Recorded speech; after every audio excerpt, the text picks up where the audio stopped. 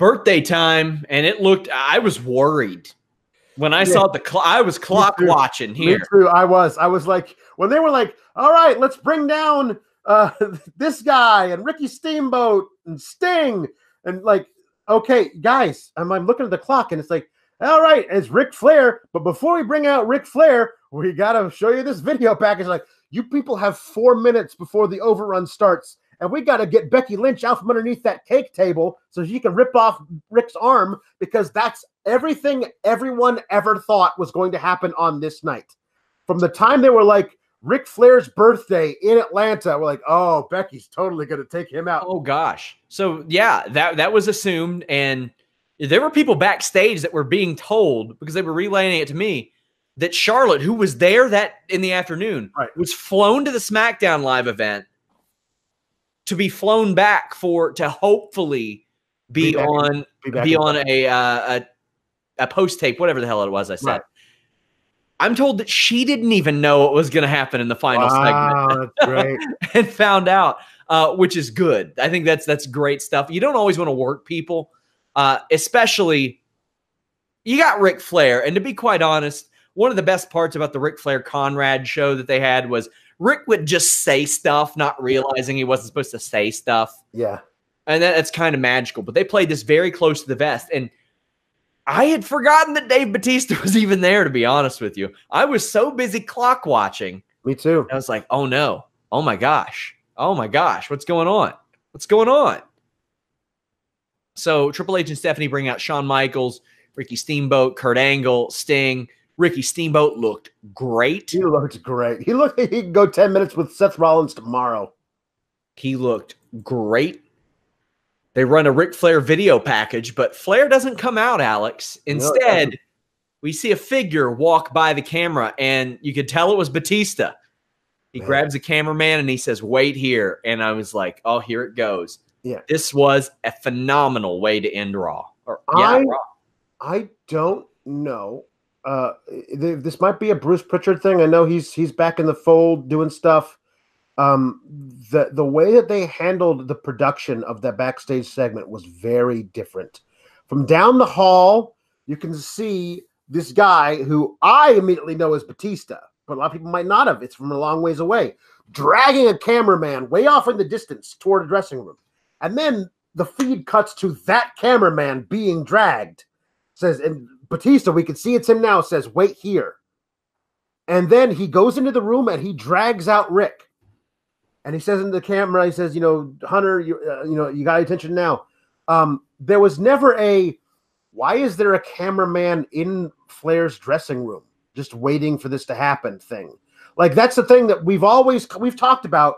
Why does Jay have a cameraman with him when he's going to cheat on Naomi like a couple months ago? Like this was the opposite of that. This was a way to like actually make it feel real.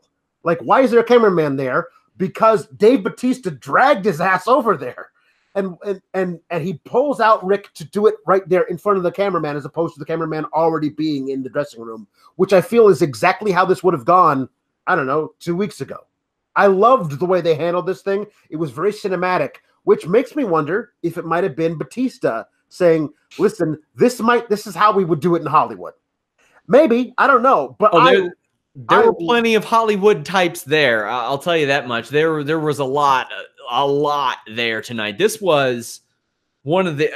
I kept just hearing names and names and names of people backstage and all the crews that were there. This was a phenomenal way to end. And Batista playing off the fact that a lot of people know that he hasn't been able to get WWE's attention, saying, "Do I have your attention now?" was the perfect way to close out that show. And the last time we saw him on WWE programming was it in SmackDown 1000 or whatever it was, and he was talking shit to Trips that night, and there was some tension there. I really loved that, and then that wasn't enough, and so he has to go after Trips' mentor. I thought that was great, and listen, I mean, however long ago it was when Guardians of the Galaxy was going to come out, like 4 years ago now or whatever it is, and he was like, hey, I got this movie coming out. I think it'll be really good. You can tie into my appearance. Like, nobody's ever heard of that movie. It's not going to do anything. And then it became a huge hit. And now the Avengers, the final Avengers movie is going to be hitting theaters like, I don't know, 3 weeks after Mania.